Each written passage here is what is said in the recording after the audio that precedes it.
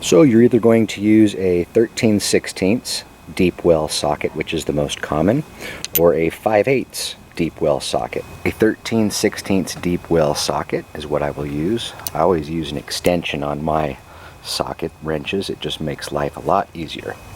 Really, it's quite easy. The spark plug is usually located right down here in front, and you can spot it by this rubber wire that you unplug. This one was pretty loose.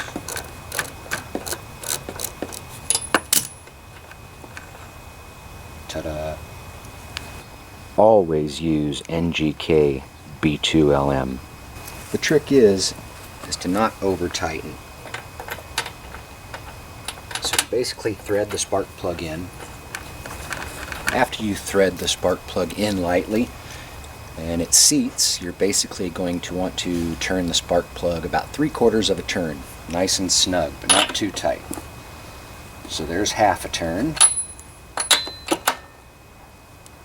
And that's about 3/4. Perfect. We are done.